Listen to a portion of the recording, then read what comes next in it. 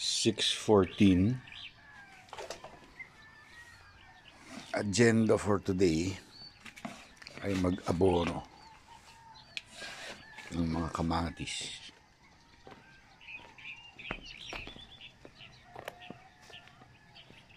Mukhang mainit na araw to.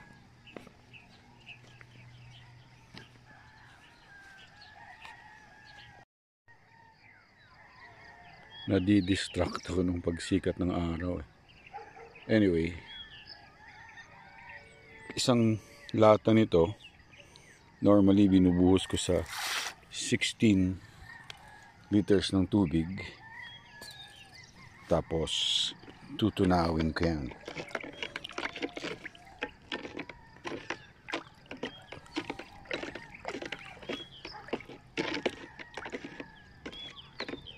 Pag melted na yung same can, gagamitin mo din, bubuhos mo bawat isang butas na yan.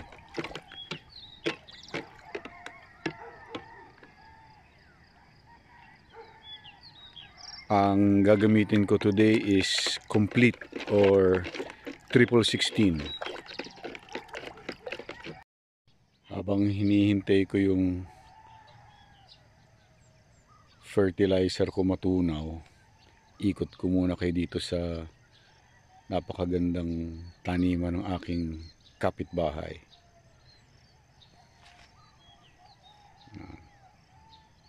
Okra,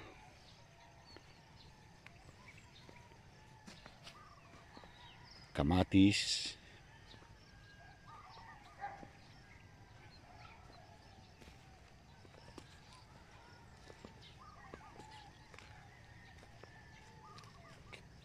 upo. May mga bunga na yata yung upo niya.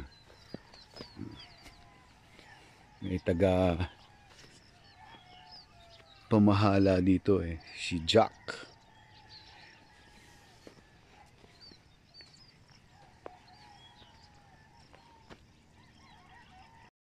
Yan yung kalabaw niya, si Sky. Tapos ito yung mga naunang kamatis na tinanim. Yan may mga hinog na sa puno. Ang problema, mababa ang presyo ng kamatis ngayon.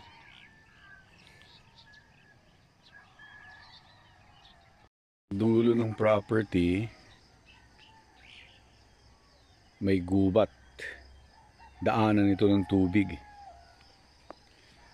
pero merong portion dito ginawa kong ampalayahan dati. Ngayon tinaniman din namin ng kamote. So ito yung first batch ng kamote. Yan, tumubo na yung mga kamote. Actually, kamote tawag nila dito, pero kasaba to. Kamoteng kahoy.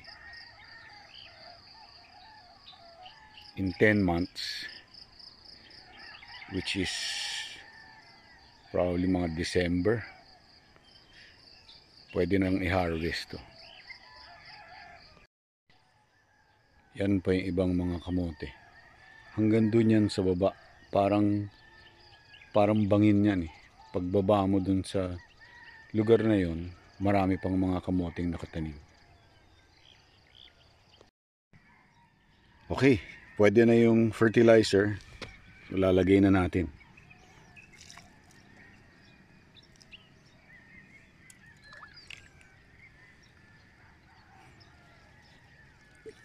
Kailangan hindi tinatamaan yung leaves para hindi magkaroon ng leaf burn yung halaman.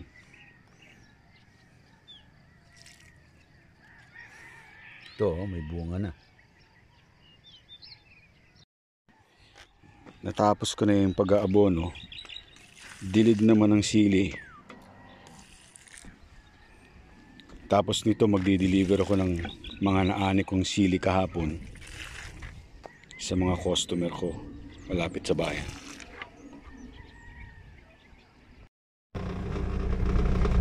De-deliver tayo ng sili.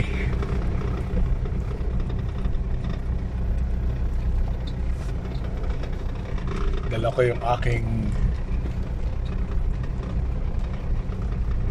old reliable 4x4. Kasi tingnan nyo naman yung mga kalye dito.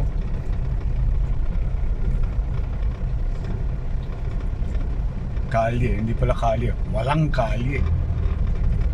Yung pinanggalingan ko, bagong semento, pero it ends here. So from here, rough road na.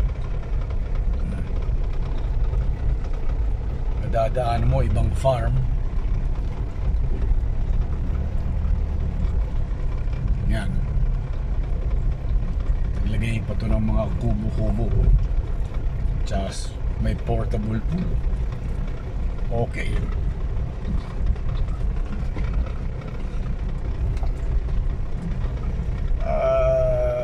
5 kilometers from highway. Pero hindi naman lahat ganito.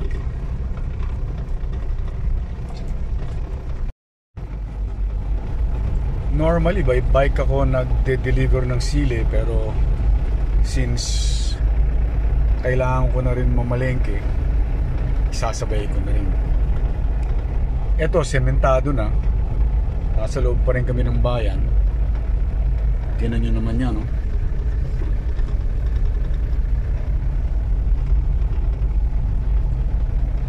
Napakaganda.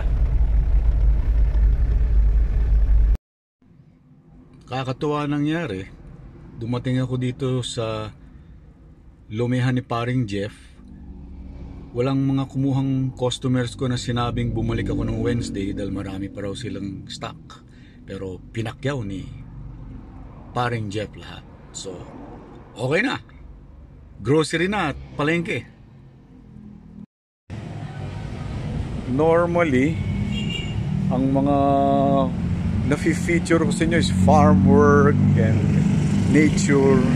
Nag-decide kami, nag-crave kami ng sangyupsal.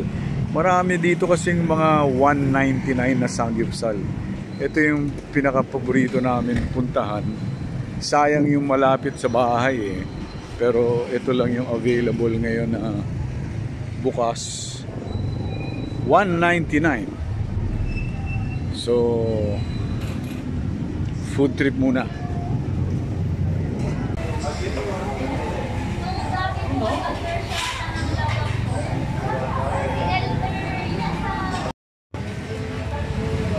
Yan, no? 199 lang. Only.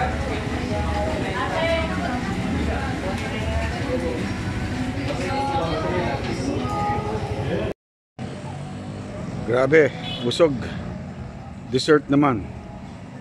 Hahanap kami ng dessert place. Mukhang yung yogurt place na nadaanan namin. Okay din dito sa probinsya eh. Dessert. Yogurt.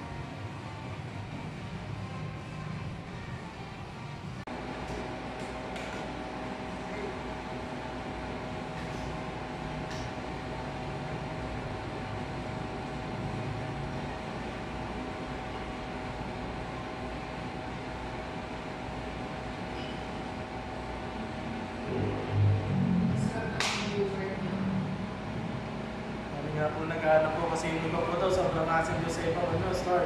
Masarap, masarap ka. Mission. Oo, masarap.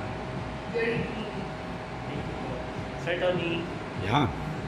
Salamat. Good morning. 6:41. First time sa buhay ko. Dito na nagising ako ng 6:30 PM. Nag-date kami kagabi dun sa 199 na Sangyup. Medyo na food trip kami.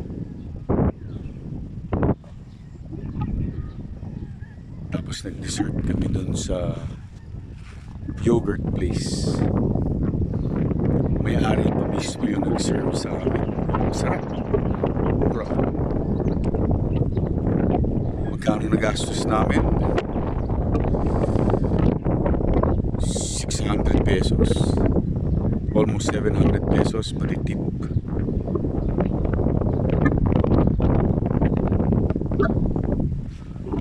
So, pagdudugtong-dugtungin ko na lang yung mga ginawa ko since Wednesday. Sayang, nahuli ko yung sunset dun sa hill na tinatawag namin na Sound of Music or New Zealand. Pero ang ingay ang daming mga lovers ng hapon na yun. Gagawin ko, magra-ride ako sa Tuesday. Pagkatapos papakita ko sa inyo yung lugar na yun. In the meantime, magdidilig na ako, and then takbo, tapos gym ulit, tapos luluwas kami ng bayan ulit, replenish ng mga stocks. See you soon. Mang Tunay signing off.